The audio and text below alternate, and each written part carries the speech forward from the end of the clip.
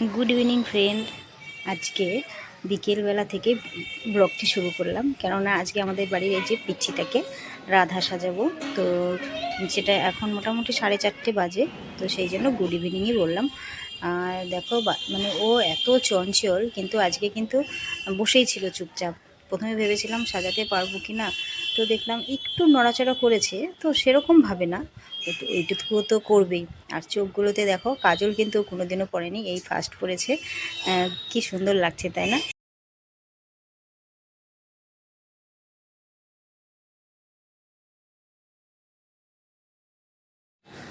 আর এদিকে এরা কাসর ঘন্টা যা আছে সব সমানে বাজিয়ে যাচ্ছে। আমার বাবু আজকে এত অত্যাচার করছে, আমি কি বলবো। মানে দুদিন ধরে স্কুল অফ, বাড়িতে আজকে আছি, আজকে সেন্টারেও যায়নি।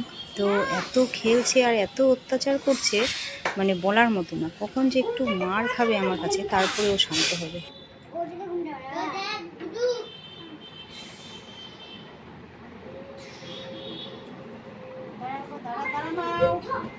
দাঁড়াও দাঁড়াও দাঁড়াও মা, একটু দাঁড়াও, একটু দাঁড়াও। এই এটা সেফটি পিন আছে, এবার চোখ দেখ। ওর মানে কি চোখের কাজল পড়েনি তো কোনোদিন? চোখগুলা মানে চোখের পাতা টাতা না, ওর ভারী ভারী লাগছে। হ্যাঁ তুমি কি করছো এটা? এটা কি করছো?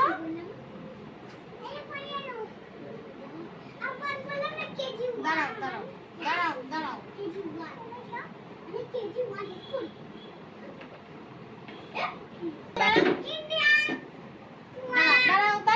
সরস্বতী পূজার সময় তো পড়াতেই পারলাম না, পড়লই না। ঘুম থেকে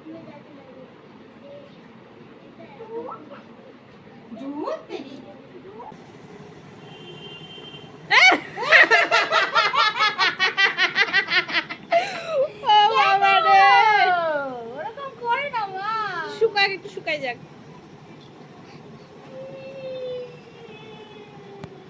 মাঝখান থেকে দাদাটা মার খাইলো। তুমি বল লিপস্টিক পরে এবার মালা পরাই দেই। আবার চাটে জিভ বের করতেছিলি। ওরকম করে না, আসলে পরেনি তো।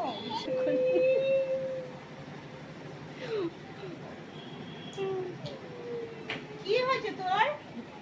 ওই যে ছোট মা ভিডিও করতেছে, সব ছেড়ে দে। করো, বেশি করে করো। ওকেই বেশি করে করো তো, ওর ফ্রেন্ডরা সব দেখবে। ছোট বোনটা সাজতেছে চুপ করে।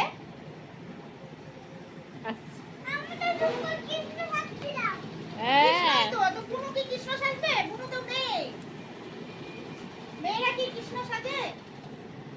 আমি তো কৃষ্ণ সাজছিলাম, চুপ করেছিলাম। আজকে তাহলে চুপ করে থাকিস না কেন? দাঁড়া দাঁড়া দাঁড়া দাঁড়া দাঁড়া, এটা গলা, এটা গলা। এটা পড়ানোর থেকে ইয়ে পড়াই দিই। কি সুন্দর লাগে।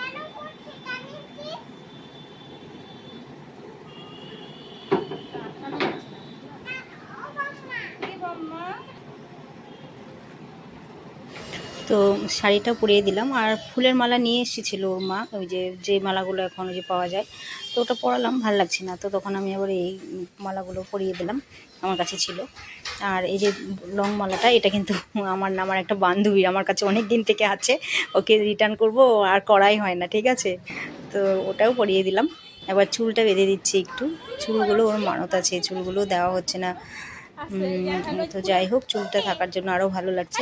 তো দেখো ওড়নাটাকে একটু ভাবলাম মানে ছড়িয়ে দিই, তো ছড়িয়ে দিইনি, কেননা একটু গরম গরম তো। আর দেখো কি সুন্দর করে এসে দাঁড়ালো এখানে, সেই লাগছে কিন্তু, তাই না? আর এখানে এখন ওর মা নিয়ে আসবে কোমর বন্ধনীটা, দেওয়া হয়নি। আর আমারটা আমি খুঁজেই পেলাম না, কোথায় যে রেখেছি। তো কোমরবন্ধনীটা একটু দিয়ে দিব কোমরে, তাহলে একটু বেশি ভালো লাগবে দেখতে। তো সেটাও আমি এখন দেখো দিয়ে দিলাম কোমরে। ভিডিওতে খারাপ পড়ে যাচ্ছে।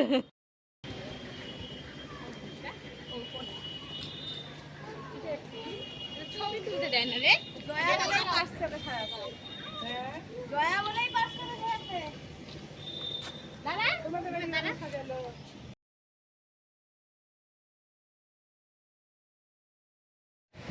তারপর আমি একটু চলে আসলাম পার্কে ছেলেকে নিয়ে, তো আরেকজনও আসবে, আরাধ্যার ওর মাও আসবে।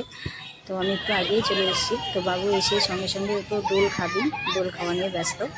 আর এখন দেখছি পার্কটাতে ভালোই লোকজন হচ্ছে। আসলে আমাদের ওই কাল দেখি পার্কটাতে তো কিছুই নেই, কিছুই নেই বলতে কিছুই নেই, না দোলনা আছে, না বাচ্চাদের কোনো একটা খেলনা আছে, কিচ্ছু নেই। এটাতে তবুও কিছু কিছু জিনিস এখনও বেঁচে আছে, সব মরে যায়নি।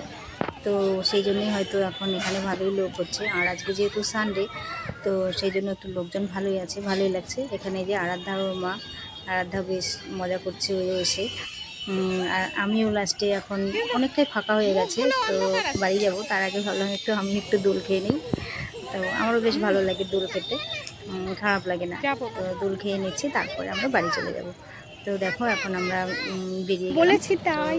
রাস্তাটা দেখো, মানে এটা হচ্ছে টোটো ব্রিজটা। না গেলেও হাতটা তো ধরে পুনর্ভবা নদীর উপরে যে ব্রিজটা, সেই ব্রিজটা বেশ ফাঁকা আর ভালোই লাগছে হাঁটতে, খারাপ লাগছে না। তো আজকে মানে এই ছোট্ট ব্লগটি আমি এখানেই শেষ করলাম। যদি ভালো লেগে থাকে তাহলে লাইক কমেন্ট করবে অবশ্যই।